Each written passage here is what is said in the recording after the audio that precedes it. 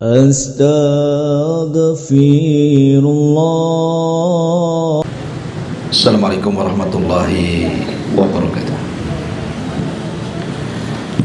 Alhamdulillah wassalatu wassalamu ala rasulillah wa ala alihi wa sahbihi wa mawalah wa la hawla wa la quwata illa billahi wa ba'du. Alhamdulillah, di pagi menjelang siang ini kita bisa duduk untuk bertalabul ilmi, karena ini sudah tanggal 29 Sya'ban.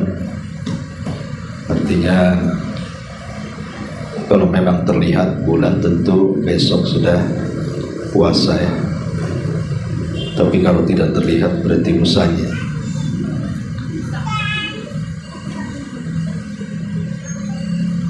Sehingga pembahasan di siang ini kita akan membahas tentang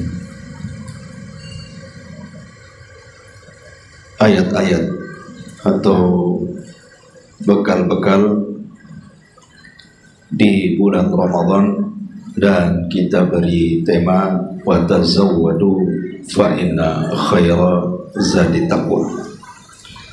Banyak-banyaklah berbekal di bulan Ramadan, dan sebaik-baik bekal adalah takwa kepada Allah Subhanahu wa taala. Karena ini juga tujuan daripada ibadah puasa. Allah Subhanahu wa taala berfirman, A'udzubillahi minasyaitonir rajim. Bismillahirrahmanirrahim. Ya ayyuhalladzina amanu taqullaha ya ayyuhalladzina amanu kutiba alaikumusiyam kama kutiba alal ladzina min qablikum la'allakum tattaqun. Wahai orang-orang yang beriman, diwajibkan kepada kalian berpuasa sebagaimana juga diwajibkan kepada umat sebelum kalian. Tujuannya agar kalian bertakwa. Ayat ini selalu berseliweran apabila menjelang Ramadan, karena banyak disampaikan oleh para dai, para duat. Tentu sudah banyak pengetahuan ibu-ibu tentang ayat ini, tetapi tidak mengapa kita mengulang-ulang, karena pada pengulangan peringatan itu pasti ada manfaatnya. Fadzakir inna fa'ati dzikra. Allah Subhanahu wa taala mengatakan di sini, ya ayyuhalladzina amanu, wahai orang-orang yang beriman.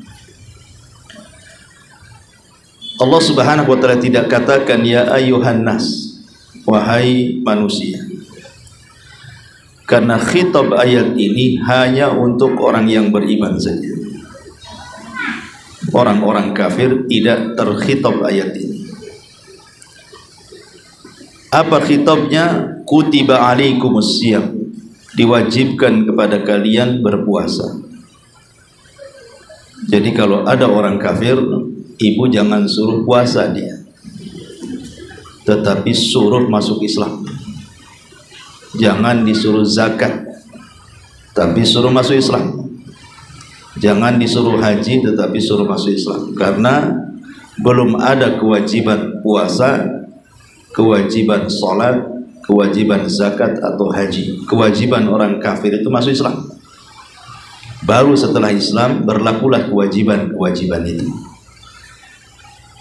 Makanya di sini khitabnya kepada orang-orang yang beriman. Dan Abdullah ibn Mas'ud radhiyallahu anhu mengatakan, apabila seorang mukmin mendengar kalimat ya ayyuhalladzina amanu, wahai orang-orang yang beriman, haruslah seorang mukmin itu intibah. Intibah itu memfokuskan perhatian.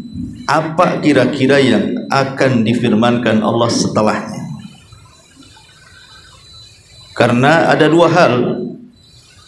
Kalimat yang jatuh setelah ya ayyuhalladzina amanu boleh jadi itu sebuah perintah, yang Allah perintahkan dengan kita, atau sebuah larangan yang Allah larang kepada kita. Makanya kalau ada panggilan ya ayyuhalladzina amanu, harus fokus pikiran kita ini. Kira-kira Allah mau apa ini? Mau ngomong apa bahasa kita ini? Nah, dalam ayat ini ada perintah, kutiba alaikumus siyam kama kutiba alal ladzina min qablikum, diwajibkan kepada kalian berpuasa. Kalimat kutiba biasanya digunakan di dalam Al-Quran untuk perkara-perkara berat. Sekali lagi, kalimat kutiba digunakan dalam bahasa Quran biasanya untuk perintah yang berat-berat. Beda dengan kalimat faradha, furido atau wujiba. Sama-sama artinya, wujiba diwajibkan, furido juga diwajibkan, tapi kutiba juga diwajibkan. Tapi bahasa kutiba di dalam Al-Quran itu biasanya tidak digunakan oleh Allah kecuali kepada ibadah yang berat-berat. Contoh umpamanya Allah mengatakan kutiba alaikumul kitab, diwajibkan kepada kalian perang. Perang itu berat. Tidak semua orang berani perang, kecuali para pemberani saja. Kalau penakut tidak mungkin perang, lari dia dari peperangan malah. Atau contoh Allah mengatakan kutiba alaikumul qisas, diwajibkan kepada kalian qisas. Qisas yang bunuh dibunuh. Ya. Qisas ini berat, karena untuk menegakkan hukum had atau hudud ini bukan sebuah hal yang ringan. Di zaman Nabi saja ada seorang wanita dari Bani Mahzum mencuri, kemudian sampai perkaranya kepada Nabi SAW. Pencuri dalam Islam potong tangan, tapi karena wanita ini anak pejabat, anak pimpinan Bani Mahzum, maka kabilahnya datang kepada Zaid ibn Harithah atau Usamah ibn Zaid putranya, agar Usamah ini ngomong sama Nabi, kalau bisa jangan dipotong tangannya, karena wanita itu adalah anak pejabat, anak pimpinan kabilah. Tapi Rasul murka dan mengatakan lau anna Fatimata binta Muhammadin sarakat laqata'tu yadaha. Kalau seandainya anakku si Fatimah mencuri, aku yang akan potong tangan. Jadi memang berat gitu ya, menegakkan hukum hudud itu berat. Ya, seperti qisas dan yang lainnya. Makanya bahasa Quran menggunakan kalimat kutiba, kutiba alaikum al-qisas, termasuk puasa di sini. Allah mengatakan kutiba alaikum as-siyam, karena puasa itu berat. Siapa bilang puasa ringan? Puasa itu berat. Karena ibu-ibu harus menahan lapar dari terbit fajar shadiq sampai tenggelam matahari. Bukan hanya lapar saja, menahan haus. Bukan hanya menahan haus saja, menahan syahwat lagi. Dan dengan segala syahwatnya, mulai dari pandangan, pendengaran, lisan, tangan, kaki, ya, harus berpuasa semuanya. Kalau tidak, percuma puasanya. Kata Nabi SAW, rubba sa'imin laisa lahul jaza illal ju' wal 'ats. Berapa banyak orang-orang yang berpuasa itu tidak dapat pahala, hanya menahan lapar dan dahaga saja, karena dia tidak berpuasa sesungguhnya, hanya puasa fisiknya saja. Makanya berat gitu ya, untuk meraih pahala puasa itu berat sekali. Makanya Al-Quran membahasakan kutiba, diwajibkan. Tetapi mesti berat, karena puasa ini banyak hikmah di dalamnya. Makanya puasa ini tidak hanya disyariatkan kepada umat Islam saja, kepada umat dulu juga sudah disyariatkan puasa ini. Dan ini sebagai peringan bagi kita, seolah-olah Allah ingin katakan kepada kita umat Islam, bukan kalian saja disuruh puasa. Sejak zaman Nuh sudah diperintahkan berpuasa. Nuh mengatakan kepada umatnya, wahai kaumku berpuasa. Syuaib mengatakan kepada umatnya, hei kaumku berpuasa. Nabi Saleh, Nabi Hud, Nabi Musa, Nabi Isa, semua para nabi memerintahkan umatnya untuk berpuasa dan mewajibkan puasa. Walaupun tentu beda cara, tetapi kan intinya berpuasa. Bahkan puasanya orang dulu itu lebih berat dibandingkan puasa kita, karena umat dulu tidak ada sahur. Jadi umat dulu itu buka ke buka puasanya. Jadi kalau mau buka itu nunggu gelap, kemudian bintang tampak, baru boleh makan.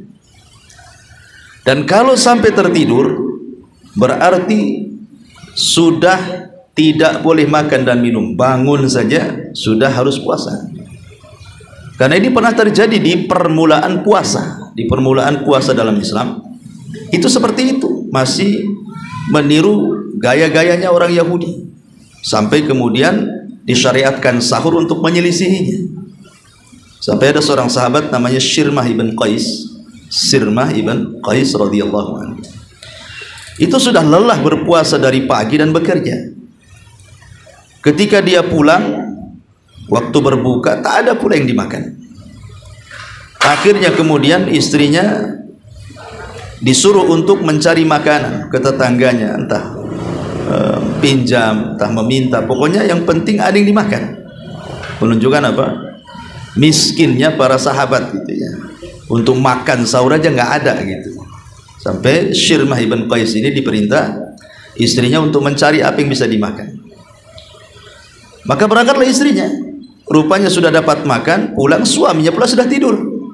Sementara tidur itu menghalangi makan dan minum. Karena kalau sudah tidur, tidak boleh makan, tidak boleh minum, harus puasa lagi. Bayangkan kalau dia tidur umpamanya, kan dia tidur pada maghrib, kemudian ba'da isya dia terbangun, sudah harus puasa lagi tuh. Karena tidur itu menjadikan orang tidak boleh buka, tidak boleh minum. Akhirnya puasa lagi 2 hari, pingsan dia. Lah, ketika Sirmah ibn Qais ini 2 hari berturut-turut tuh nggak makan, turunlah ayat uhillat lakum lailatas siyam arrafatsu ila nisaikum, sampai kepada wakulu washrabu hatta yatabayyana lakumul khaytul abyadu minal khaytil aswadi minal fajr. Turun ayat ini. Makanlah, minumlah sampai terang benang hitam di antara benang putih, maksudnya waktu fajar. Artinya masih boleh diberikan kesempatan dari berbuka sampai waktu fajar itu untuk makan, minum, melakukan hubungan suami istri, ya, dan tidak ada penghalang tidur. Walaupun habis tidur tidak apa-apa makan. Turun ayat ini sebagai apa? Bentuk peringanan puasa bagi kaum muslimin. Kemudian disyariatkan sahur oleh Rasul sebagai penyelisihan puasa kita dengan puasa orang-orang kafir. Kata Nabi SAW, faslu ma baina siyamina wa siyami ahlil kitab akalatas sahur. Perbedaan puasa kita dengan puasa ahli kitab itu dimakan sahur. Dari sini kita tahu bahwa kalimat kutiba itu tidaklah Allah letakkan dalam Al-Quran kecuali kepada sesuatu yang berat, dan puasa ini berat, ya, menundukkan hawa nafsu berat sekali. Kemudian Allah Subhanahu wa taala akhiri kalimatnya la'allakum tattaqun. Inilah pembahasan kita, agar kalian bertakwa, dan takwa itu adalah bekal terbaik. Wa tazawwadu fa inna khaira zadi taqwa. Berbekalah kalian, karena sebaik-baik bekal itu adalah takwa kepada Allah. Maka kita akan membahas di kesempatan ini apa saja wasilah-wasilah takwa selama bulan Ramadan ini. Ma'asyiral muslimat yang dimuliakan Allah Subhanahu wa taala. Pertama, bicara tentang waktu. Wasilah terbesar meraih ketakwaan itu adalah menghargai waktu. Dan waktu yang paling berharga selama Ramadan, atau boleh juga di luar Ramadan, adalah waktu-waktu sholat. Tepatnya sholat yang 5 waktu itu waktu yang paling berharga untuk meraih takwa. Makanya Nabi SAW ditanya tentang seafdol-afdolnya amal. Apa kata Rasul? As-salatu ala waktiha. Sholat tepat waktu. Maka di bulan Ramadan kalau bisa jangan mengakhir-akhirkan waktu sholat. Azan saja kemudian mendengar qomat ibu-ibu di rumah, langsung sholat. Karena itu yang paling jelas gitu ya, meraih ketakwaan itu menjaga sholat, menjaga sholat 5 waktu. Nabi SAW mengatakan, awal ma yuhasabu bihil abdu yaumal qiyamah salatuh. Yang pertama kali dihisab pada hari kiamat adalah salatnya. Kemudian Rasul mengatakan, fa in saluhat salatuhu saluha sairu amali wa in fasadat salatuhu fasada sairu amali. Kalau baik salat 5 waktunya, maka ibadah-ibadah yang lain ngikut pada salat, kebaikannya. Tapi kalau jelek solatnya, maka ibadah-ibadah yang lain sekhusyuk apapun, seikhlas apapun kita lakukan, tetap dianggap jelek kalau solatnya tidak baik. Sebagian ulama mengatakan, kalimat solatnya tidak baik tidak mesti orang tidak solat. Boleh jadi dia solat tetapi solatnya tidak baik. Artinya kalau orang yang sholat tapi sholatnya tidak baik, merusak semua amalannya, bagaimana orang yang sama sekali tidak sholat? Ini bahaya lagi. Karena di bulan Ramadan ini saya aneh gitu, orang yang tidak sholat puasa pula dia. Yang lebih aneh lagi, sholat wajib dia tinggalkan, sholat tarawih pula dia lakukan. Yang lebih heran lagi alasan, sholat 5 waktu tidak lakukan, sholat Jumat pula dia lakukan. Kalau ditanya, kok kamu Jumat saja? Ya, karena Ustadz ngomong kalau Jumat 3 kali berturut-turut tidak dilakukan bisa kafir katanya. Lah kan aneh gitu ya. Dia takut sama Jumat berturut-turut 3 kali, takut kafir. Yang 5 waktu pula ditinggalkan dia. Lah yang 5 waktu apa enggak kafir itu ditinggalkan? Kan aneh alasan seperti ini ya. Jadi sholat itu kenapa wasilah takwa yang paling besar di bulan Ramadan? Karena sholat sendiri sesuai dengan namanya, as-salatu itu diambil dari as-silah. Silah itu artinya hubung kait kita dengan Allah. Bahasa saya, tali yang menghubungkan kita dengan Allah itu sholat. Makanya disebut sholat karena sholat itu diambil dari silatun bainal abdi wa rabbi, tali penghubung antara hamba dengan Allah. Itulah sholat ya. Dan itu sebesar-besarnya wasilah takwa. Kalau kita sudah berhubungan dengan Allah subhanahu wa ta'ala, itulah bentuk takwa. Karena sholat itu berhubungan dengan Allah dari 3 arah, dari hati, dari lisan, dan dari anggota badan. 3-tiganya ada di sholat. Dengan hati khusyuk dan tumanina, dengan lisan bacaan-bacaan salat, zikir-zikir salat, dan dengan anggota badan ya gerakan-gerakannya, mulai dari berdirinya, rukuknya, sujudnya, tasyahudnya, salamnya. Dan ini adalah aplikasi daripada kalimat iman. Iman itu apa? Pembenaran dalam hati, diucapkan dengan lisan, ada bentuk dalam perbuatan. Salat ini masuk semuanya, itu definisi iman. Hati, amalan hati, khusyuk, itu amalan hati, tumakninah. Kemudian amalan lisan ya bacaan-bacaan dalam salat tuh, Al-Fatihah, baca surat, baca zikir gitu. Kemudian perbuatannya ya gerakan-gerakannya itu. Makanya paling sempurna iman seseorang itu pada salat, karena 3-tiganya ada. Lah salat ini menjadi wasilah takwa. Karena dari awal dia salat sampai akhir salat semua jadi zikir. Hati dia berzikir dengan khusyuk, gerakan dia berzikir dengan berdiri, ruku dan sujud, lisan pula jelas-jelas berzikir dengan membaca Al-Quran dan doa-doa yang dianjurkan.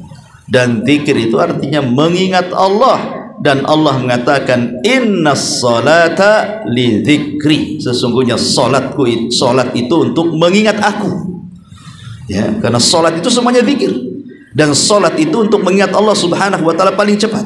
Apalagi dalam salat itu ada sujud yang merupakan tanda kelemahan seorang hamba kepada Allah. Maka sering saya katakan, Sujud itu ibadah yang paling mulia. Kenapa? Karena meletakkan sesuatu yang mulia kepada sesuatu yang hina. Wajah itu sesuatu yang mulia. Dari anggota badan kita, dari atas kepala sampai kaki, itu yang paling mulia wajah. Makanya ibu lebih banyak menghias wajah atau menghias tangan? Wajah lah. Wajah itu macam-macam tuh ininya. Mulai dari bedaknya, lipstiknya, alisnya, semua ada. Nggak mungkin ibu meletakkan lipstik di tangan gitu ya, ngapain pula ya. Kenapa? Karena wajah itu tempat yang paling mulia, semua diletakkan di situ. Orang ngaca ya wajah kan itu. Orang pamer ya wajah dulu, semua karena wajah itu bagian paling mulia. Makanya dilarang, tidak boleh mencaci maki wajah, tidak boleh menampar wajah, tidak boleh meludahi wajah, dan begitu seterusnya dalam Islam. Tidak boleh. Karena itu tempat yang paling mulia. Sementara tanah ini tempat yang paling hina karena diinjak manusia. Bayangkan sesuatu yang mulia diletakkan di sesuatu yang hina. Untuk apa coba? Kalau bukan dalam rangka penghambaan seorang hamba kepada Allah, meletakkan yang mulia di tempat hina itu hanya untuk semata-mata merendahkan diri kepada Allah. Dan sujud itu paling banyak di sholat. Makanya sholat itu wasilah takwa. Ini waktu yang pertama, jaga sholat 5 waktu, karena ini azminah, waktu-waktu wasilah yang paling berat mendapatkan takwa. Kemudian waktu-waktu selama Ramadan ada yang disebut dengan awqat istijabati doa, dan ini juga wasilah takwa. Jangan tinggalkan waktu-waktu mustajab doa selama di bulan Ramadan. Dan itu banyak. Salah satunya adalah inda fitri, saat menjelang berbuka. Itu waktu yang sangat mustajab. Berdasarkan sabda Nabi SAW, thalathu da'awat, 3 waktu doa yang mustajab. Kemudian Nabi SAW mengatakan da'watus saim inda fitri, doa orang yang berpuasa saat menjelang berbuka. Itu mustajab sekali. Kenapa mustajab? Karena ibu dari terbit fajar shadiq sampai hampir terbenam matahari, betul-betul ibu melaksanakan perintah dan menjauhi larangan. Melaksanakan perintah karena ibu sedang berpuasa, menjauhi larangan karena Allah melarang ketika menjalankan perintah itu tidak boleh makan, tidak boleh minum, tidak boleh mengumbar syahwat gitu ya. Kemudian menjaga lisan, menjaga pandangan, menjaga perbuatan, dan begitu seterusnya, sehingga ibu ini ketika sore betul-betul sudah melakukan ketaatan. Makanya sebagai balasannya, karena ibu sudah puasa dengan berbagai macam rintangan sampai sore, Allah berikan di situ 2 kebahagiaan. 2 kebahagiaan. Apa kebahagiaannya? Kata Nabi SAW, farhatun inda fitri wa farhatun inda liqa'i rabbi. Bahagia ketika berbuka karena di situ ada doa yang mustajab, selain daripada kita makan, minum dan lain sebagainya karena kita sudah lapar dan haus. Tapi lebih daripada itu, Allah berikan itu waktu yang mustajab berdoa. Dan tentu kebahagiaan yang lain kala ketika berjumpa dengan Allah saat kita memandang wajah Allah Subhanahu wa ta'ala. Maka jangan tinggalkan doa menjelang berbuka. Kemudian yang kedua, sepertiga malam akhir. Itu waktu yang sangat mustajab karena malaikat turun menyaksikan baca Quran, bacaan Quran gitu ya. Kemudian Allah juga turun ke langit dunia, sampai Allah Subhanahu wa ta'ala berfirman, Nabi SAW bersabda tentang bagaimana turunnya Allah ke langit dunia. Pada sepertiga akhir malam, kata Nabi SAW, yanzilu rabbuna ila sama'id dunya fi kulli thuluthil lailil akhir wa dhalika kulla lailatin. Allah Subhanahu wa ta'ala turun sepertiga malam akhir, dan itu setiap malam ya, bukan hanya di bulan Ramadan saja, tetapi tentu bulan Ramadan lebih spesial lagi karena kedekatan Allah dengan hamba lebih dekat. Berdasarkan ayat, kedekatan Allah terletak di antara ayat-ayat tentang puasa. Maka sepertiga malam bangun, dan memungkinkan bangun. Kalau di luar Ramadan jarang orang yang bangun sepertiga malam itu, kecuali memang betul-betul ibu-ibu yang ahli tahajud.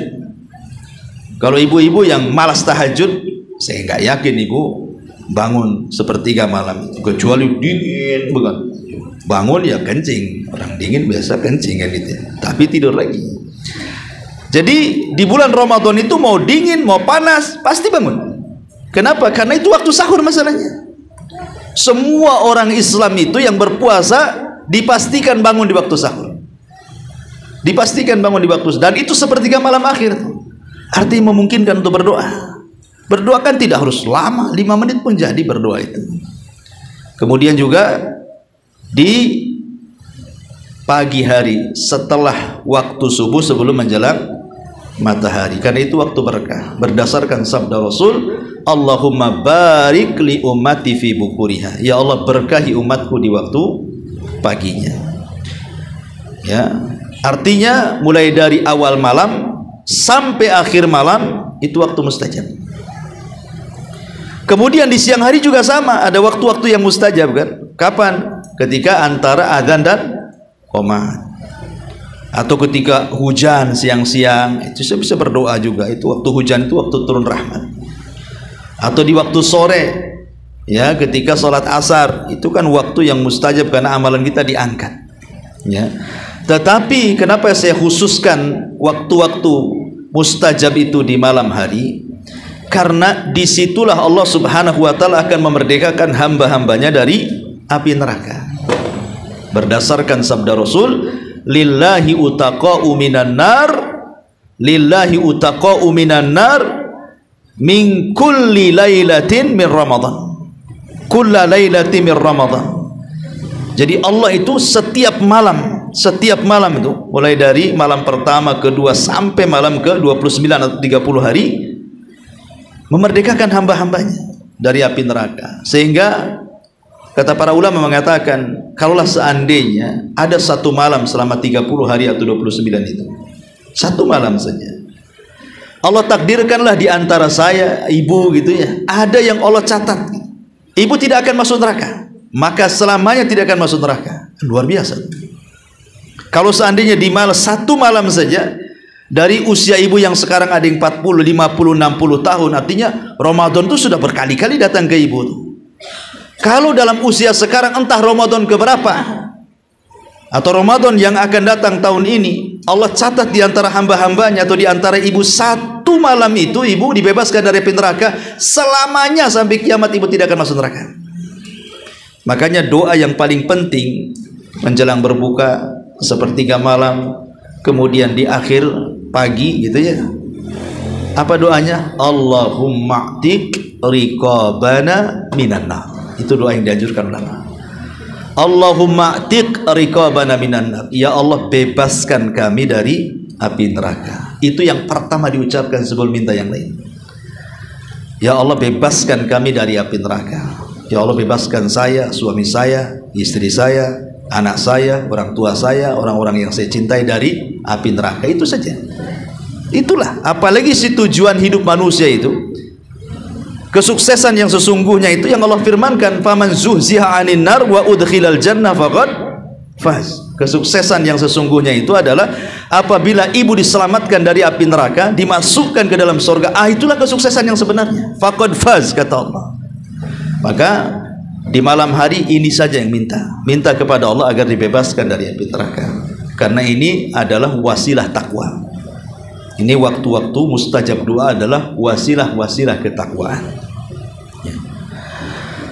Kemudian juga di antara waktu-waktu yang mustajab juga tadi sudah saya jelaskan, selain daripada 3 waktu ini, ada waktu-waktu saat hujan, kemudian saat mendengar azan dan qomat, atau mungkin bertepatan hari Jumat kan. Kebetulan kalau Rabu, Kamis berarti kan kita menemukan hari Jumat awal tuh di bulan Ramadan.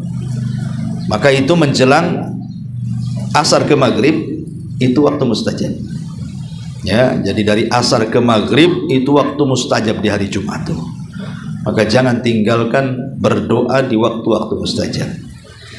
Ini bicara soal waktu. Wa tazawwadu fa inna khaira zadit taqwa. Berbekalah kalian dengan waktu, karena sebaik-baik bekal adalah takwa. Ini yang pertama. Yang kedua, Berbekalah takwa dengan tempat, bil amkinah, dengan tempat. Tidak ada tempat terbaik di dunia ini melebihi masjid-masjid Allah Subhanahu wa taala, dan itu berdasarkan sabda Nabi sallallahu alaihi wasallam, khairul makan masajiduha wa khairul makan aswaquha. Sebaik-baik tempat adalah masjid-masjidnya, dan seburuk-buruk tempat adalah pasar-pasarnya. Dari sini kita sudah membedakan mana tempat yang baik, mana tempat yang buruk. Kalau bisa di bulan Ramadan jangan dibiasakan seperti kebiasaan di luar Ramadan. Sibuk pula di pasar, ya. Sibuk ke pasar. Padahal kalau ibu bisa belanja umpamanya kan, belanja 1 hari untuk 1 minggu kan bisa. Sekarang kan udah ada kulkas semuanya, sehingga tidak bolak-balik ke pasar. Yang lebih parah lagi, waktu-waktu mustajab pula sibuk pula di pasar-pasar. Pasar apa, Bu? Pasar kaget. Tiap sore keliling ke pasar kaget. Itu seburuk-buruk tempat loh pasar itu. Harusnya itu waktu-waktu mustajab janganlah ibu ada di pasar. Karena Rasul yang mengatakan, jangan menjadi orang yang pertama masuk pasar dan jangan yang terakhir keluar pasar. Itu kan Rasul yang mengatakan seperti itu. Kecuali ada maslahatnya. Mungkin Anda seorang pedagang, kan lain ceritanya. Tapi kalau Anda bukan seorang pedagang, ya kalau bisa ya, kalau tidak ada manfaatnya tidak usah ke pasar.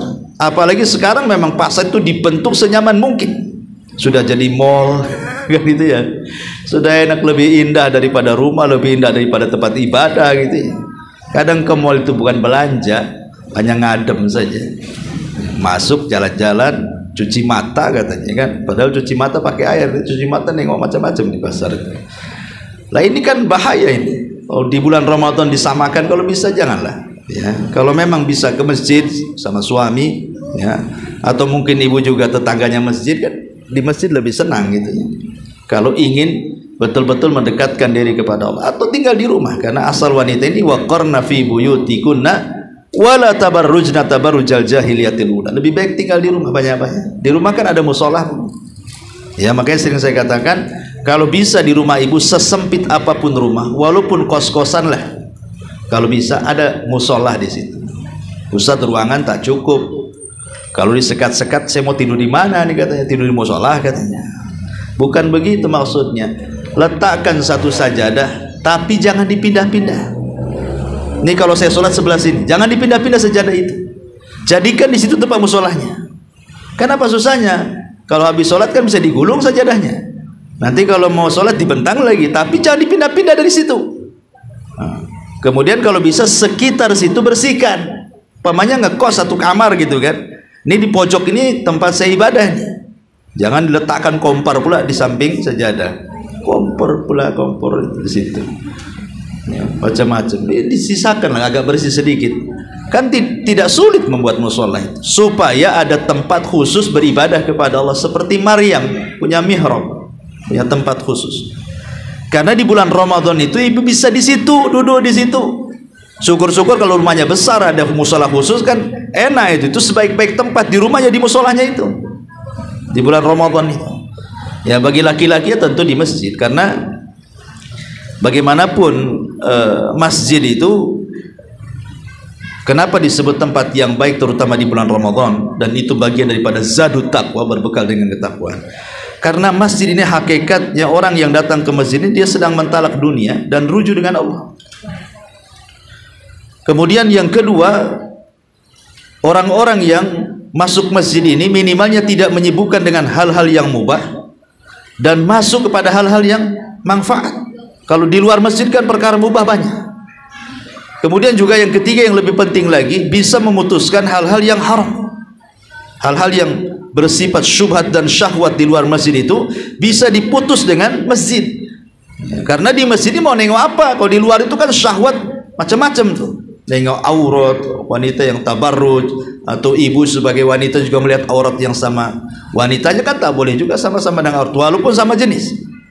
Ya, apalagi melihat laki-laki yang bukan mahramnya, buka aurat pakai kolor saja ke sana sini, kan banyak sekarang ini kan.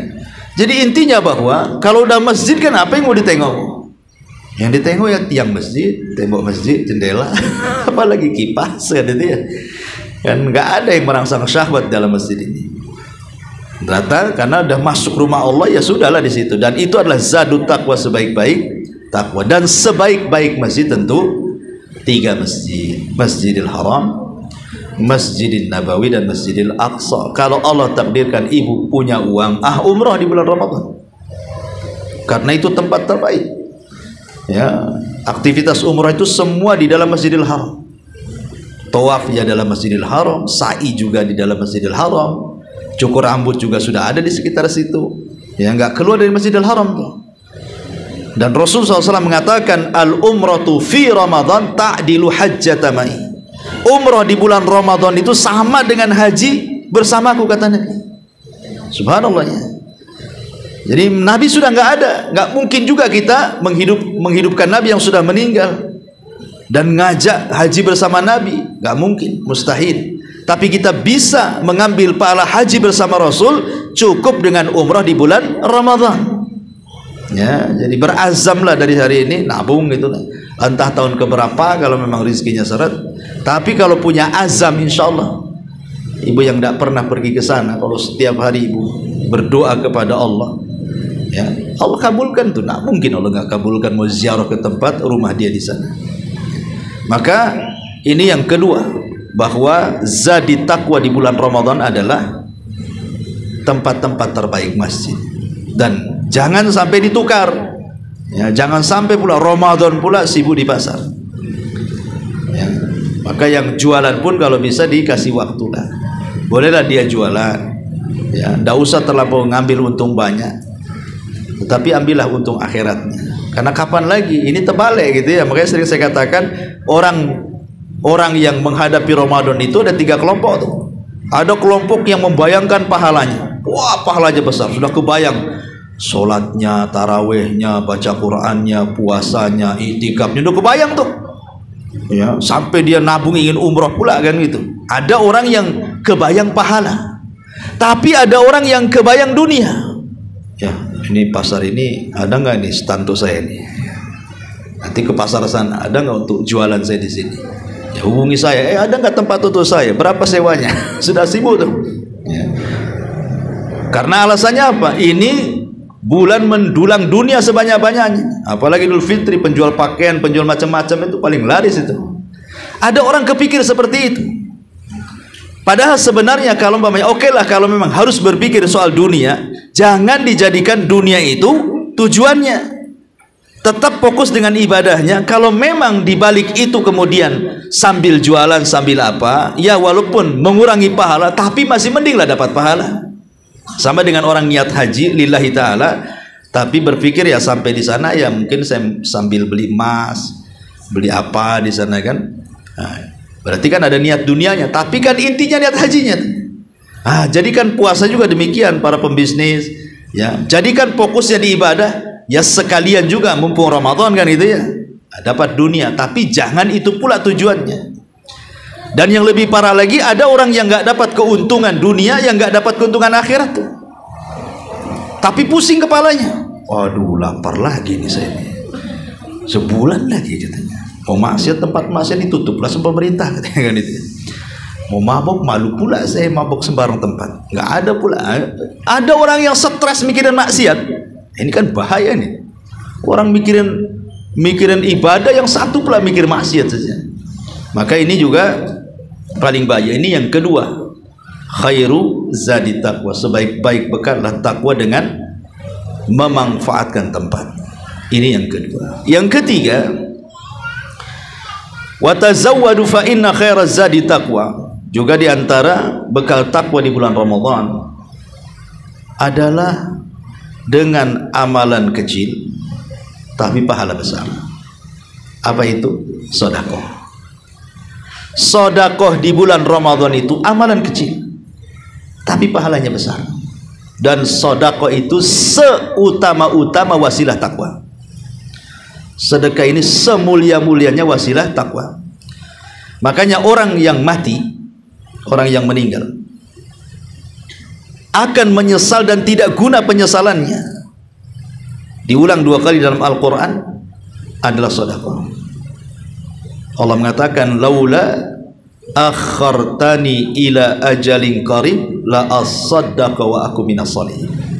Ya Allah, kalau kau hidupkan sesaat saja, daripada hartaku jadi rebutan ahli waris, ku sedekahkan semuanya. Jadi sedekah itu cita-cita orang mati sebenarnya. Cita-cita orang mati itu sedekah. Dan cita-cita orang-orang yang kelak dibangkitkan pada hari kiamat juga sedekah. Jadi sedekah itu semulia-mulianya amal dan sebesar-besar wasilah takwa. Wabil khusus sedekah di bulan Ramadan. Sedekah itu tidak harus pakai uang banyak. Akhirnya kebayang, wah ini sumbangan masjid berapa ratus juta. Enggak harus terpikir sekian ratus jutanya gitu ya. Bahkan Nabi SAW mengatakan, man fattara sa'iman kana lahu ajru sa'im la ghaira an yanqusa min ajri sa'imi syai'un. Siapa yang memberi bukaan bagi orang yang berpuasa, maka dia mendapatkan pahala orang yang berpuasa tersebut tanpa mengurangi pahala dia sedikit pun. Luar biasa, Bu. Ngasih bukaan itu tidak harus kenyang. Yang penting dia buka dengan makanan dan minuman kita. Nggak harus kenyang. Ya kalau sampai kenyang lebih baik lagi. Kayak pengalaman saya waktu di Yaman itu. Kalau kita Ramadan itu biasanya kita ke Son'a. Anak-anak itu ke Son'a memperbaiki gizi lah ya. Jadi selama sebulan di Son'a sewa hotel rame-rame gitu ya. Nanti kalau habis sholat maghrib itu, wow, muhsinin itu pada narik-narik tangan kita, tarik kanan, tarik kiri, dorong kanan, dorong kiri, pada ngajak makan. Bahkan ngancam, awas kau tak datang ya, kamu harus datang, kamu harus datang. Setiap hari di pintu masjid orang-orang kaya ini. Betul-betul kita dipaksa ditarik ke rumahnya. Nanti ada berapa kawanmu katanya? 10. Bawa semua katanya. Subhanallah. Dan ngasih iftar nggak main-main. Ngasih iftar di sana bukan pakai goreng bakwan, ya, bukan pakai enggak. Betul-betul ngasih iftar itu sampai kita kelabakan makan. Dikiranya makanan dulu entah kadang sampai 8 sampai 10 macam makanan itu. Satu keluar, kita disangkanya itu udah paling enak tuh. Sudah kenyang keluar lagi, rupanya daging paling terakhir. Sudah kenyang nggak jadi makan daging. Ya. Sampai seperti itu, sampai dibuat kita tidak bangun tuh saking kenyangnya. Yaitu kalau memang mau ikram, ya kan, kita mau memuliakan orang yang berpuasa, yang ingin jelas-jelas makan makanan kita, undang ke rumah. Sebab kalau kita kasih masjid, ya boleh jadi makanan kita, boleh jadi makanan orang kan gitu ya. Tapi kan niat kita memberi iftar itu sudah pahala. Apalagi sampai dimakan dia, maka kita dapat pahalanya. Karena makanan kita yang pertama dimakan dia, sebab itulah dia berbuka dengan makanan kita. Makanya saya anjurkan, jangan yang biasa-biasa saja. Kalau bisa yang luar biasa. Yang kalau orang puasa nengok minuman ibu itu udah ngelak duluan. Kalau bisa minumannya yang bukan yang mendekat, ibu yang mendekat di situ. Jangan sampai duduk di situ, jangan saya gitu maksudnya. Ya. Buat makanan yang enak, yang lain-lain lah, yang nggak ada di situ. Ya. Pokoknya minuman jangan minuman mineral, yang berwarna lah, yang berwarna pelangi kan, yang aneh-aneh aja kan. Jadi orang mau nyicipi dia. Tapi yang jangan menang di warna, yang menang di rasa. Nanti besok tak mau, sudah tahu rasanya saya. Ya artinya kan kalau bisa itu makanan-makanan yang bergizi, yang orang yang berpuasa itu kepengen. Karena sekarang kan memang orang Ramadan itu orang bakhil aja jadi dermawan. Orang bakhil jadi dermawan karena tahu fadilah Ramadan. Yang lebih heran itu orang dermawan jadi bakhil. Lah ini heran nih saya. Udah Ramadan itu setan sudah diikat, masa masih bakhil juga. Ya jadi ini seafdol-afdolnya wasilah takwa adalah sedekah. Sedekah di bulan Ramadan. Ada hadis tapi sebenarnya melemahkan hadis ini. Afdolus sadaqah sadaqatu fi Ramadan. Seutama-utama sedekah adalah sedekah di bulan Ramadan. Kenapa? Kenapa sedekah di bulan Ramadan lebih afdal dibandingkan bulan-bulan yang lainnya? Karena Anda sedang bersedekah di bulan suci. Dan waktu itu mempengaruhi ibadah. Waktu itu mempengaruhi ibadah. Sering saya contohkan. Kalau ibu sholat duha, Di tengah-tengah manusia sibuk mengejar dunia, tiba-tiba ibu keluar dari kesibukan manusia, kemudian 2 rakaat duha, maka ibu telah beribadah dengan sebesar-besarnya pahala. Duha itu besar pahalanya. 2 rakaat duha itu bisa mencukupkan dari semua sedekah, dari semua al-amru bil ma'ruf wa nahyi anil munkar. Semua cukup dengan 2 rakaat itu, seolah-olah ibu sudah bersedekah, sudah nasihati orang, sudah mencegah orang dari kemungkaran. Semua sedekah-sedekah yang lain cukup dengan 2 rakaat. Kenapa kok begitu besarnya pahala duha itu? Karena tadi ibu keluar dari kesibukan manusia mengejar dunia, ibu pula mengejar akhirat. Artinya waktu itu mempengaruhi kelipatan pahala dalam ibadah. Apalagi di bulan Ramadan, ya, bertepatan dengan bulan suci, bertepatan dengan seruan para malaikat di pintu-pintu sorga, ya bagil khairi akbil. Hei orang-orang yang mencari kebaikan di bulan Ramadan, masuk kalian ke sini. Wa ya bagi syarr aksir. Wahai orang-orang yang mencari kejahatan di bulan Ramadan, menyingkir kau dari surga. Makanya sedekah itu seafdal-afdalnya amal. Apalagi setiap pagi dan sore kita didoakan oleh para malaikat. Ada malaikat-malaikat turun menanti hamba-hamba Allah yang bersedekah. Kalau bersedekah di pagi hari, langsung malaikat berdoa kepada Allah, ya Allah, ya, jangan kau hancurkan hartanya, tambah. Nanti sore hari gitu juga. Kalau tidak bersedekah, malaikat berdoa lagi, ya Allah, hancurkan saja pahalanya, jangan kau tambah. Jadi setiap hari malaikat itu mendoakan kebaikan dan keburukan tuh. Bagi yang bersedekah didoakan kebaikan, bagi yang tidak bersedekah didoakan keburukan.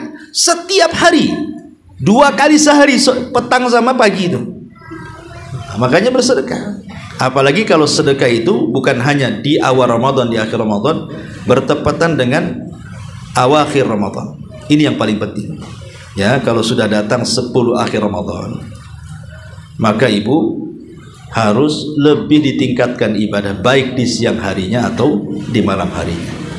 Karena yang menentukan mendapatkan Lailatul Qadar itu orang yang bisa memanfaatkan siangnya dengan banyak beribadah untuk menyongsong malamnya. Jangan kemudian kan Lailatul Qadar malam, saya mau tidurlah dari pagi sampai sore. Nggak begitu kan itu. Orang kayak gini nggak dapat Lailatul Qadar, siangnya jadi malas. Ya. Gimana dia mencari Lailatul Qadar? Jadi mencari Lailatul Qadar itu dari siang, walaupun letak Lailatul Qadar di malam hari, kata ulama. Jadi kalau bisa samakan ibadah malam dengan ibadah siang, itu samakan. Coba bayangkan Bu, walaupun ada khilaf ulama tentang kapan dimulai Lailatul Qadar, ya. Ada yang mengatakan di waktu asar. Asar itu sudah start Lailatul Qadar dan diakhiri dengan fajar. Ada yang mengatakan saat tenggelam matahari dan diakhiri dengan hatta matla'il fajr, dengan waktu fajar. Ya, artinya ambillah pendapat yang pertama. Anggap saja Lailatul Qadar dimulai di waktu asar. Nah, di waktu asar terus sampai menjelang fajar itu waktu yang luar biasa kalau orang bersedekah itu. Makanya sering saya analogikan, Bu, kalau ibu punya uang 1 juta, kita bagi 10 saja. Artinya 100.000, 100.000, 100.000, 100.000 kan. Coba setiap hari kalau kita infakkan 1 juta langsung, kan selesai, ibu tak punya duit. Dan belum tentu juga bertepatan dengan Lailatul Qadar. Tapi kalau kita bagi dari 1 juta ini menjadi 10, atau dari 100.000 menjadi 10, menjadi 10 ribuan, setiap malam aja ibu taruh 10.000, 10.000, 10.000, 10.000 sampai 10 hari. Saya yakin Bu, pasti ada yang bertepatan dengan Lailatul Qadar. Tak mungkin kan? Pasti itu. Ya. Apalagi kalau yang punya duit lah, kan sekarang sudah dari rumah kan ada SMS banking, bisa transfer kan. Apa-apa nggak banyak, pokoknya setiap malam kirim gitu ya. Kemana, ke panti asuhan, kemana, ke pesantren, kemana, terserah. Ya, setiap malam kirim 100.000, ini infak saya 100.000, 10 hari saja. Saya kira SMS banking itu ada yang melesat di Lailatul Qadar itu. Dan kita bisa bayangkan kalau umpamanya 1 hari, anggaplah 1 juta dibagi 10, 100.000, 100.000, kemudian yang 100.000 itu bertepatan dengan Lailatul Qadar, berarti seolah-olah ibu setiap malam meletakkan 100.000 selama 84 tahun, atau dalam bahasa Quran 1000 bulan. Berapa miliar itu, ya kan? Padahal kita tidak punya uang sebanyak itu tuh. Cukup 100.000 setiap malam pas bertepatan dengan Lailatul Qadar kan? Berarti udah miliaran ibu sedekah. Dan itu sedekah yang paling afdal di bulan Ramadan. Makanya Nabi SAW karena saking taunya fadilah sedekah di bulan Ramadan itu, sampai Aisyah radhiyallahu anha mengatakan kana ajwadun nas. Rasul itu orang yang paling dermawan. Wa ajwadu ma yakunu fi Ramadan hina yalqahu Jibril. Dan lebih-lebih kedermawanan Rasul itu apabila datang di bulan Ramadan, dan lebih-lebih lagi apabila Jibril turun. Kapan Jibril turun? Di akhir Ramadan, 10 akhir Ramadan ya. Jadi dari awal Ramadan saja Rasul sudah dermawan itu, ditambah-tambah di akhir Ramadan karena Jibril turun tadarus Al-Quran, makin juga kan. Jadi dari akhir dari sini menunjukkan bahwa Rasul itu lebih meningkatkan ibadah lagi. Di awal Ramadan dia dermawan, di akhir Ramadan lebih dermawan, gitu maksudnya. Dari sini menunjukkan bahwa awal, tengah, akhir yang paling baik di Ramadan itu adalah akhirnya. Makanya ada istilah ar-Ramadan bi khawatimiha. Ramadan itu ditentukan akhirnya. Ya, dan ini kesalahan di masyarakat kan itu. Apabila di awal Ramadan semangatnya tingkat dewa. Wah, ke masjid semua. Ke masjid semua. Belum azan lo sudah ke masjid. Kalau di awal Ramadan tuh, karena takut nggak dapat tempat sandal aja dikasih terpal, saking ramainya. Sapnya saja dirapatkan ke depan, takut nggak ada bagian di belakang. Itu awal Ramadan saja, 10 awal. 10 akhir lain lagi cerita tuh. Bukan makin mundur sapnya, makin maju, hilang 1 saf, 3 saf. Yang lebih parah lagi yaitu kadang-kadang di akhir Ramadan itu lebih parah. Karena apa? Mungkin apa sudah lelah atau gimana, atau turun imannya atau gimana. Kadang-kadang sudah tidak semeriah di awal Ramadan tuh. Kalau 10 akhir Ramadan itu. Padahal justru disitulah letak penentuannya. Sibuklah sudah ibu nih renovasi rumah. Gorden harus diganti, cat rumah diganti, posisi lemari diganti, kursi, toples yang sudah hitam-hitam diganti semua. Apalagi lebih parah lagi sibuk di dapur pula dengan tepung dia. Nah, ini kan masalah ini kan. Orang ini gak dapat Lailatul Qadar itu pasti. Kan rugi itu. Ya, harusnya kan kerjasama lah dengan suami yang punya suami kan gitu ya. Kalau di akhir Ramadan tuh ya saling meringankan. Saling meringankan. Minta aja sama suami, Pak. COD aja lah makan tuh gitu ya. Atau laundrykan saja. Kan enak. Atau nggak usah nyuci dulu lah, biarinlah nanti habis Ramadan aja biasa tumpuk kayak kapal pecah dulu. Yang penting fokus ibadah dulu. Kan nggak ada apa-apa, Bu. Nggak ada masalah. Ya, jadi kalau bisa itu satu keluarga diajak, karena Rasul itu mengajak satu keluarganya. Apa kata Aisyah radhiyallahu anha? Kana Nabi sallallahu alaihi wasallam shadda idza dakhala al-ashra shadda mi'zarahu wa aiqadha ahlahu. Ya. Rasul itu mengencangkan sarungnya, artinya tidak berhubungan dengan istrinya. Bukan hanya itu saja, dia bangunkan istri-istrinya untuk sama-sama ibadah. Ya. Jadi itu juga harus dipahami. Jadi kerjasama lah di situ ya, sama orang rumah, sama anak-anak. Biasakan anak-anak juga kalau bisa, ya dibiasakan bangun. Gak apa-apa, khusus 10 akhir Ramadan itu dibangunkan suruh ini, ya nemani ibunya untuk ibadah. Jadi ini juga sedekah adalah wasilah takwa. Sedekah wasilah takwa yang luar biasa di bulan Ramadan. Kemudian juga wasilah-wasilah takwa di bulan Ramadan adalah tarku al-ma'asi, tinggalkan kemaksiatan. Karena yang menjadikan orang itu tidak bertakwa di bulan Ramadan itu karena belum bisa meninggalkan kebiasaan maksiat. Ini yang paling berat ya. Maka di bulan Ramadan itu yang biasa gibah ya mbok sudahlah berhenti dulu. Gibahnya sudah berhenti dulu. Yang biasa namimah ya sudah berhenti dulu. Yang biasa mengucap kalimat-kalimat kotor ya berhenti dulu. Ya, bukan berarti nanti diteruskan habis Ramadan. Maksudnya ini kalau ingin berubah, Bu, ini kesempatan emas nih Ramadan itu. Karena Ramadan itu orang berubah itu lebih mudah dibandingkan di luar Ramadan. Tapi kalau ibu tidak bisa berubah di bulan Ramadan, saya nggak yakin di luar Ramadan bisa berubah. Kalau di luar Ramadan nggak berubah, jangan harap di luar Ramadan bisa berubah. Kenapa demikian? Ya, alam semesta aja bisa berubah di bulan Ramadan. Langit pintunya dibuka, surga pintunya dibuka, neraka pintunya ditutup, jin pula diborgol, malaikat-malaikat turun. Allah berikan semangat ibadah. Tidak ada orang yang baca Quran lebih banyak kecuali Ramadan. Tidak ada orang sholat terbanyak kecuali Ramadan. Tidak ada orang sedekah kecuali terbanyak di bulan Ramadan. Allah bukalah musim-musim kebaikan. Sampai orang yang menutup aurat sendiri bulan Ramadan tuh paling banyak. Orang yang jarang-jarang pakai jilbab aja di Ramadan terpaksa pakai jilbab dia. Malulah saya ke pasar kaget membeli bukaan katanya nggak pakai jilbab. Nanti disangka orang Nasrani pula saya katanya. Pakai dia jilbab bukan, takut dia. Ya. Jadi intinya bahwa kalau itu bisa berubah, lu kita kok nggak berubah, ini gimana ceritanya? Makanya ulama mengatakan kalau Ramadan tidak menjadikan orang berubah, lebih takwa lagi. Jangan harap di luar Ramadan bisa berubah. Karena Ramadan sendiri khususnya puasa itu tarbiyah masalahnya. Tarbiyah itu maksudnya begini. Hal-hal yang dimubahkan saja dilarang. Makan mubah dilarang. Minum mubah dilarang. Hubungan suami istri halal dilarang. Kalau yang mubah-mubah saja diharamkan, tidak boleh dilakukan, apalagi perkara haram. Di sini ada tadarus, membiasakan perkara mubah untuk menjauhi perkara haram, gitu maksudnya. Makan minum loh, itu hasil kerja dia yang beli, dia yang masak. Ketika puasa tak boleh pula disentuh. Apalagi yang haram, nggak boleh, ya kan? Yang mubah saja nggak boleh, apalagi haram. Itu di situ ada tarbiyah, berusaha meninggalkan yang mubah untuk meninggalkan yang haram. Kenapa? La'allakum tattaqun. Ya tujuannya untuk takwa, apalagi takwa itu kan menjalankan perintah, menjauhi larangan. Ya, menjauhi larangan, menjalankan perintah, itulah definisi takwa sebenarnya. Takwa apa? Menjalankan perintah, menjauhi larangan. Ini takwa dalam Islam. Lain kalau takwa dalam politik. Ada lagi definisi takwa dalam politik. Dulu zaman Orde Baru kan ada istilah takwa itu. Presiden itu kalau ndak Batak Jawa katanya. Itu takwa juga.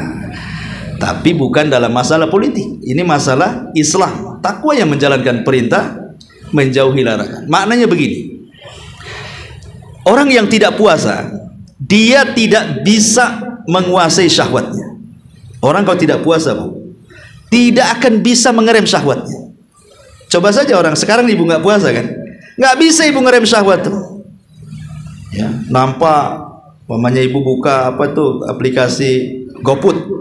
Ya, niatnya itu beli rujak, Bu. Sekali ada gambar rawon, nggak jadi. Rawon pula yang diklik gitu. Sebaiknya. Kok nampak pula ada sop tulang, tambah lagi sop tulang. Padahal niatnya satu menu saja. Karena kita tidak bisa menguasai syahwat. Niatnya satu. Ibu ini ingin belanja ke pasar nih, sudah jelas ditulisnya bumbu dapur. Pulang itu bukan bumbu. Pakaian yang dibeli itu, mumpung ada katanya. Ya, atau mungkin dapat bumbu, dapat pakaian. Karena syahwat kalau orang puasa itu tidak bisa direm. Syahwat minum nggak bisa direm, syahwat makan, syahwat tidur juga nggak bisa direm. Tidur aja bisa, terserah saya mau tidur mau apa. Syahwat bergaul ke sana kemari, ketemu kawan mau di warung ini, di warung mana, di rumah si anu, masak-masak, nggak peduli. Artinya orang yang nggak berpuasa itu nggak bisa ngerem syahwatnya. Tapi kalau orang puasa, saya yakin Bu, ibu bisa ngerem syahwat. Dalam arti kata, puasa itu menguasai syahwat. Tetapi kalau orang tidak puasa, syahwat yang menguasai dirinya. Orang yang puasa, syahwat makan direm. Walaupun itu di GoFood itu macam-macam gambar menu, ratusan menu, nggak akan diklik pesan Bu. COD itu siang-siang. Ibu lagi nggak puasa lah, ibu ngapain pula COD siang-siang? Ataupun minuman apa saja, selezat apapun, sengelak apapun, nggak akan diminum. Jangankan cerita itu, ibu wudu berkumur-kumur nggak akan ditegak, nggak mungkin, lep nggak mungkin. Karena apa? Tahu lagi puasa kan? Jelas-jelas air keran saja yang kalau berkumur-kumur orang nggak tahu kan? Atau ibu mandi di kamar mandi sendirian sambil ngucur-ngucur diminum sedikit, nggak akan berani. Ya. Daripada air keran baguslah COD itulah jus. Apa yang pula diminum air keran kan? Artinya kita bisa itu dikurangi itu syahwat makan direm, syahwat minum direm. Karena orang puasa harus menahan syahwat ini, nggak boleh makan, nggak boleh minum. Kemudian syahwat juga mukhalatutun nas, bergaul dengan manusia. Ibu kalau nggak puasa bisalah diajak kawannya, datanglah ke rumah masak-masak kan itu. Atau kita ketemu di warung mana, atau ketemu di mana. Itu di luar Ramadan bisa saja, tapi kalau sudah masuk Ramadan saya nggak yakin ibu mau tuh. Ketemu di warung, lagi puasa masa ketemu di warung kan itu. Paling tinggi ya di rumah. Ya, cari tempat-tempat yang adem. Tidak mungkin juga keluyuran naik motor ke sana kemari, takut batal puasanya. Artinya syahwat suhbah namanya ya, perkawanan itu ditekan. Ya, tidak sembarang keluar rumah ngobrol dengan orang, nggak sembarang. Termasuk juga syahwat bicara. Kalau Ramadan kan lebih banyak tidak bicara. Kalau ibu banyak bicara, jangan-jangan ibu minum. Ya, karena orang bicara itu haus. Ya. Kemudian juga syahwat tidur. Ya, kalau orang lapar pasti susah tidur. Kecuali ibu nggak tidur malamnya. Ada niat memang ingin tidur siang ya, supaya mempersingkat puasa. Nah, itu ada niatnya. Sengaja nggak tidur malamnya. Biar kalau siangnya ngantuk gitu ya, dari pagi sampai asar dia tidur. Bangun asar langsung ke pasar kaget, kan singkat tuh puasanya. Nah, ini kan masalah juga. Intinya di sini bahwa wasilah takwa yang berikutnya adalah termasuk juga wasilah takwa ad-doa. Ya, wasilah takwa adalah doa. Di dalam Al-Qur'anul Karim, setelah Allah Subhanahu wa taala menyebutnya ya ayyuhalladzina amanu kutiba alaikumusiyam, kemudian ayat setelahnya ayyaman ma'dudat, kemudian setelahnya ayyaman ma'dudat, terus syahrul ramadhan alladzi unzila fihil Qur'an, kemudian setelahnya, nah di situ Allah mengatakan apa? Wa idza sa'alaka ibadi anni fa inni qarib. Nah, ayat ketiga setelah ya ayyuhalladzina amanu kutiba alaikumusiyam. Ya. Ya. 186. Ya, 186. Kalau ya ayyuhalladzina kutiba alaikum 184. 185. Berarti 185, 186, 187, 188. Itu wa idza sa'alaka ibadi anni fa inni qarib. Ujibu da'watad da'i idza da'ani falyastajibu li wal yu'minu bila allahum yarshudun. Apabila hamba-hambaku bertanya soal aku, katakan aku dekat. Aku yang mengabulkan setiap doa yang berdoa kepadaku. Oleh karena itulah maka penuhilah seruanku dan berimanlah kepadaku agar kalian dapat petunjuk. Kemudian ayat 189-nya uhillat lakum lailatas siyam. Dihalalkan bagi kalian untuk mencampuri istri kalian. Artinya ayat tentang kedekatan Allah dan bersegeranya Allah mengabulkan doa setiap orang yang berdoa itu terletak di tengah-tengah ayat-ayat yang bicara soal Ramadan. Kan awalnya syahrul Ramadan alladzi unzila fil Qur'an. Kemudian akhirnya uhillat lakum lailatas siyam, tengah-tengahnya wa idza sa'alaka ibadi anni fa inni qarib. Artinya ayat tentang kedekatan Allah dan kecepatan Allah mengabulkan doa orang yang berdoa itu terletak di tengah-tengah ayat-ayat yang bicara soal puasa.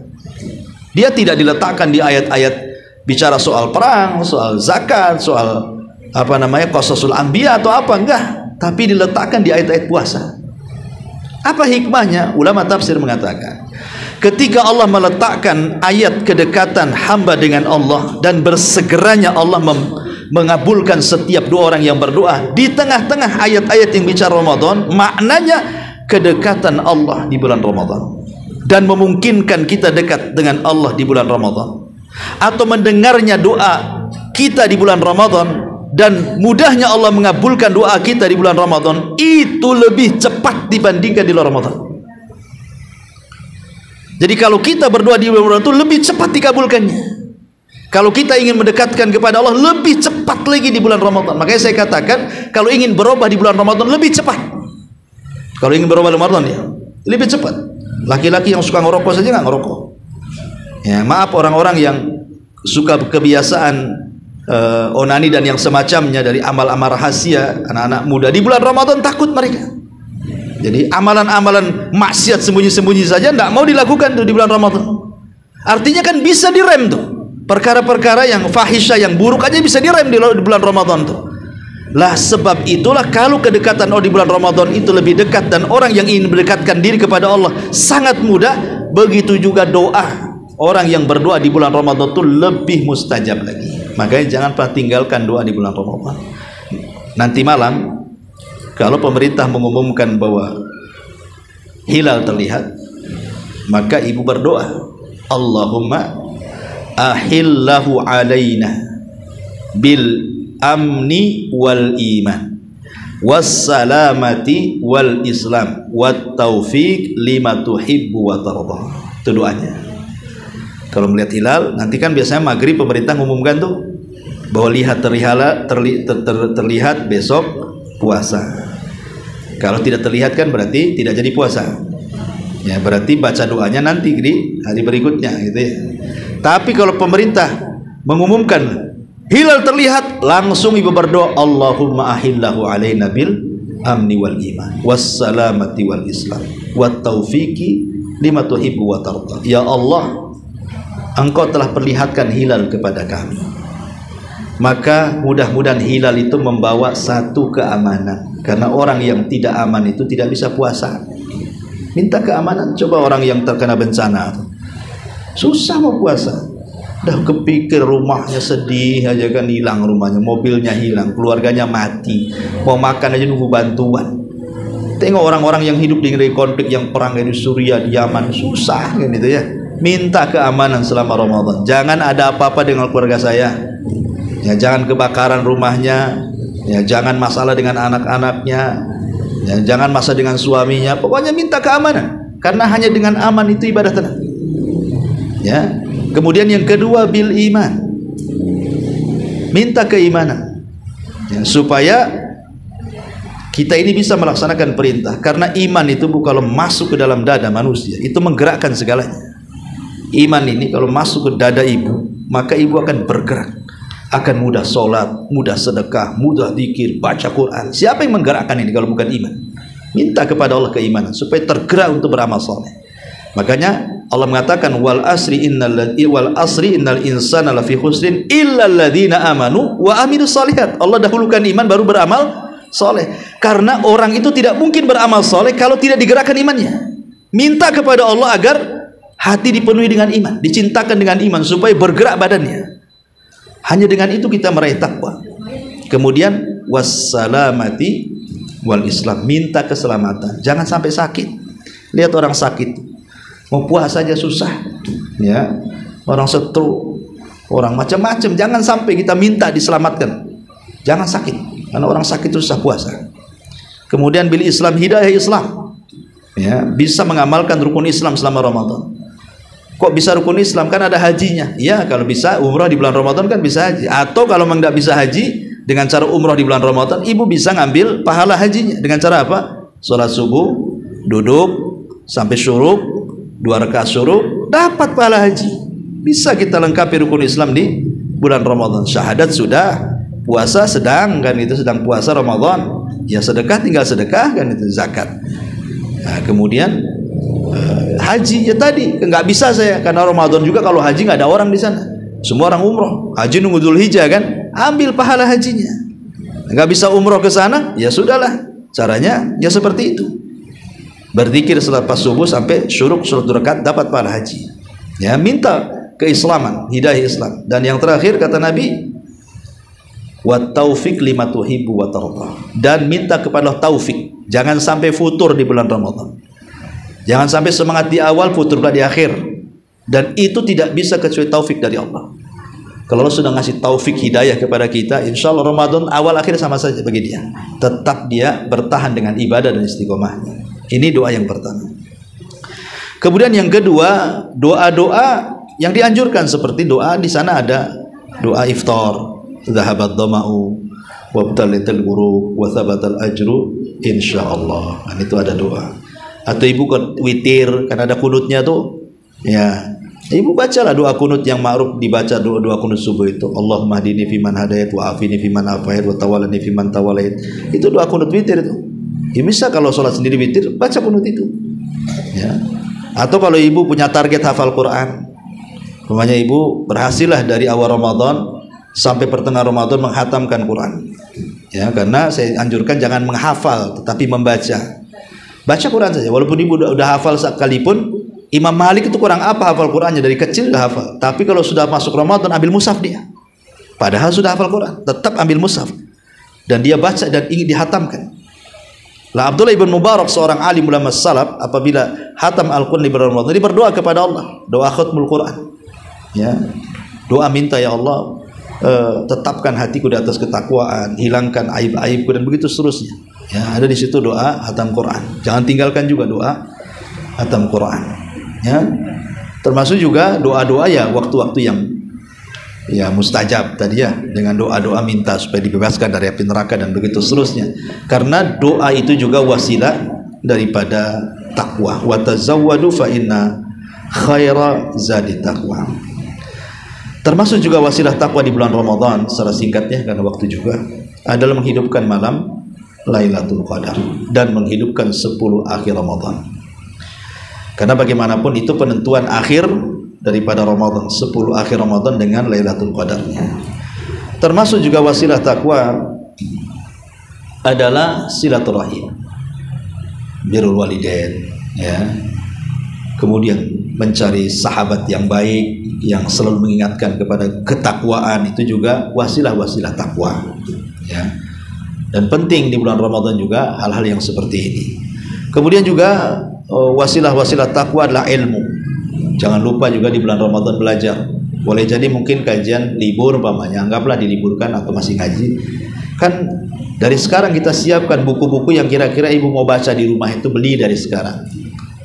Ya, sebab umpamanya saya ingin menghatamkan fikih, baca fikih, buku fikih, Fikih Al-Wajiz atau tafsir Ibnu Katsir, ya kan, ringkasannya, atau Bulughul Maram, ya, saya ingin baca dari awal sampai akhir dengan syarahnya, ya kan, sudah ada terjemahannya. Karena ilmu itu wasilah takwa yang paling tinggi, ya, ujung daripada wasilah takwa itu ilmu. Maka persiapkan, apalagi sekarang Allah mudahkan kok, semua hal-hal sudah ada di internet. Tapi hati-hati juga, jangan masuk web-web yang gak jelas. Nanti cari makalah masuk web teroris, jadi teroris pula ibu, jadi ngebom orang nanti. Artinya, atau masuk Syiah, minta nikah mut'ah pula, kan bahaya kan gitu ya. Kalau bisa web-web sunnah yang sudah jelas gitu ya, tulisan-tulisan besar-besar kita. Nah, jadi itu wasilah takwa itu ilmu, bekali ilmu. Ya, wabil khusus ilmu tentang Ramadan, lebih khusus lagi ilmu tentang Ramadan, ya, tentang pembatal-pembatal puasa, hal-hal yang boleh dalam puasa, yang memakruhkan puasa, sunnah puasa, syarat sah puasa, rukun puasa, pelajari. Termasuk hukum-hukum taraweh, hukum itikaf, semua pelajari itu, supaya Ramadan itu betul-betul berjalan dengan ilmu, ya. Dan Imam Bukhari sampai membuat bab-bab al-ilmu qabla al-qauli wal amal. Wallahu alam, saya kira cukup, sudah 11:30. Taib, sampai di sini kita buka tanya jawab saja sebentar.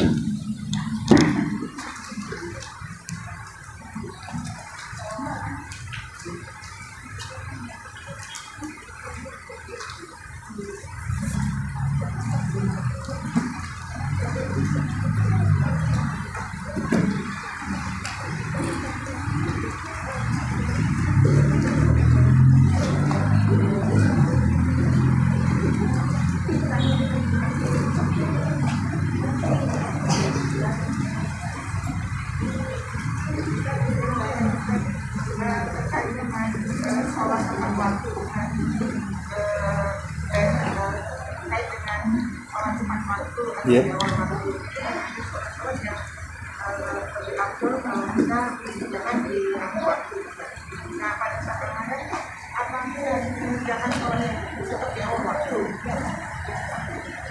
Sholat wajib maksudnya. Ya, tetap harus di awal waktu, di luar Ramadan, di dalam Ramadan sama saja. Ya, sholat itu harus tepat waktu, maksudnya sholat-sholat wajib. Ya, lain kalau sholat-sholat sunnah. Ya, kalau sholat sunnah itu ditentukan waktunya seperti rawatib, kan jelas tuh ya kan, itu membarengkan antara sunnah dengan wajib. Kalau rawatib itu kan setelah atau sesudahnya, maka ada istilah ba'diyah qabliyah. Tapi kadang-kadang Nabi SAW selepas pernah suatu ketika dia lupa tidak ba'diyah zuhur. Jadi karena ngobrol lupa dia sampai asar, sama Rasul diqadha setelah asar. Ini bagi yang tidak pernah meninggalkan rawatib. Nah, boleh diqadha. Kalau umpamanya pas habis zuhur kok ada tamu atau apa sehingga dilupakan ba'diyah zuhur sampai waktu asar, tamu tak berhenti-berhenti. Nah, nanti bisa diqadha setelah asar. Ya, mengqadha ba'diyah zuhur namanya ya. Enggak apa-apa bagi yang tidak pernah meninggalkan rawatib. Kalau nggak pernah melaksanakan rawatib, ngapain diqadha-qadha? dia aja nggak pernah rawatib kan itu ya. Maksudnya bagi yang suka melaksanakan, ya karena itu dia kepikiran, aduh tadi belum rawatib sayang ini ya. Ya makanya Rasul pernah melakukan mengqadha rawatib ba'da zuhur di selepas asar karena disibukkan. Wallahu a'lam.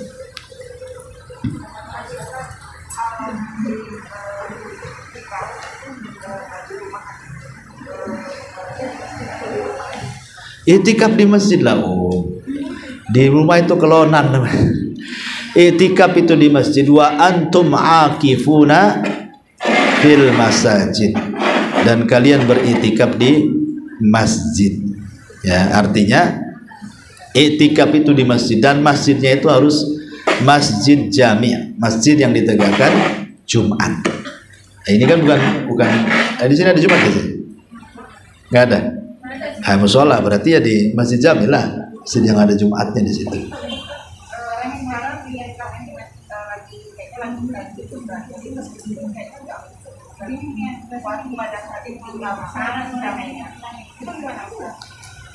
Ya kalau pas itikaf ibu keluar darah haid, bagi yang melarang orang haid tinggal di masjid ya nggak boleh pulang, selesai itikafnya. Tapi bagi sebagian ulama yang membolehkan wanita haid tinggal di masjid ya tidak apa-apa, tapi nggak boleh sholat, zikir yang lainnya saja kan itu. Ya, ini kan masalah khilaf. Di sini bukan itikafnya yang khilaf, tetapi tentang wanita haid boleh nggak tinggal di masjid, itu maksudnya. Bagi yang membolehkan ya nggak masalah itikaf di situ kan, asal jaga kebersihan dia. Bagi yang tidak boleh ya berarti sudahlah batal itikafnya. Pas Allah catat juga seberapa itikaf kan tidak harus 10 hari, itu yang sempurna 10 hari itu. Itikaf itu yang sempurna memang 10 hari. 1 jam saja ibu bisa itikaf. 1 jam pamannya. Menyengajakan di dari rumah sama suami pamannya kan, suami mau sholat ke masjid. Kan di rumah juga nggak masak, nggak ngepel, nggak apa. Udahlah, saya mau itikaf lah. Ayo sampai asar, nggak usah balik. Ajak suami kalau yang punya suami. Atau ibu yang dekat masjid, sudah di masjid, sudah pamannya habis asar sampai maghrib di masjid. Tapi niat dari rumahnya ingin itikaf. Itikaf tidak harus 10 hari. Ya itu itikaf sempurna 10 hari yang berlaku hukum itikaf. Tapi secara bahasa itikaf itu artinya luzumul masjid taqarruban ilallah. Ibu ingin menetap di masjid dalam rangka mendekatkan diri, itu sudah itikaf secara bahasa. Tapi secara syar'inya ya, secara istilahnya ya tentu maksudnya itikaf itu masuk ketika waktu asar di tanggal 20, keluarnya ketika takbir Id. Nah, dengan memperhatikan pembatal-pembatalnya jangan sampai batal ya. Tapi kalau memang tidak bisa, apalagi mungkin yang janda gitu, yang ada suami gitu kan, tapi kan ke masjid juga bisa, dan di masjidnya aman, tidak ada fitnah, tidak ada apa, apalagi masjidnya sudah menyediakan tempat yang bagus di situ dengan sutrohnya dan begitu seterusnya, ya apa salahnya? Di rumah jemplang-jempling aja lah anak, dah itikaf di masjid 1 hari di situ. Nggak masalah seperti itu, karena itikaf tidak harus 10 hari, itu ya sebaik-baik itikaf memang seperti itu. Wallahu a'lam.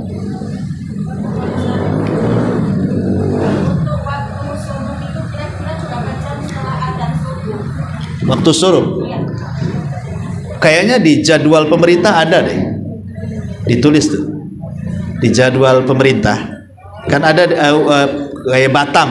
Ibu kalau punya handphone kan tinggal klik saja itu waktu sholat Batam. Nah biasanya ada itu waktu suruh kan, ditulis di situ waktu suruh, waktu subuh.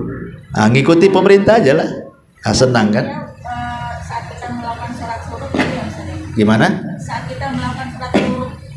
Iya, jadi tapi kan sholat syuruk itu maksudnya bagi yang sholat subuh, ibu mamanya punya musola di rumah.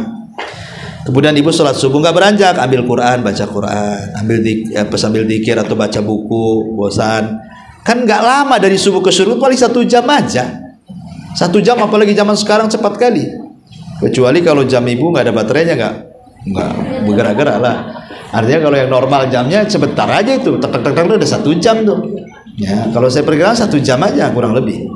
Hanya lihat lebih pastinya lah, lihat jadwal pemerintah aja lah, tengok waktu syuruk bagian Batam, jangan perlu bagian luar. Yang khusus di Kepri di Batam kan ada tuh. Nanti langsung sholat 2 rakaat. Sebab kalau ibu tidak melakukan seperti itu, ibu bukan syuruk, ibu duha namanya. Kalau ibu umpamanya sholat subuh, kemudian nyapu-nyapu apa semuanya, kemudian datang syuruk ibu 2 rakaat, itu ibu bukan sedang syuruk, ibu sedang duha. Karena syuruk itu dikaitkan dengan sholat subuh. Siapa sholat subuh, ibu duduk sampai syuruk, itulah yang dimaksud pahalanya sama dengan haji dan umroh. Tapi kalau habis sholat subuh ibu sibuk ngepel, sibuk masak, pas waktu syuruk, ini waktu syuruk nih 2 rakaat, itu namanya duha yang diawalkan. Ibu nggak dapat pahala haji, ya dapat pahala duha yang diawalkan. Itu pun sebenarnya tidak afdol, karena duha itu waktu ketika anak unta berlarian, yang paling afdol waktunya. Kapan ya? Jam 10, jam 11, waktu panas-panasnya. Itulah afdol-afdolnya waktu duha. Wallahu a'lam.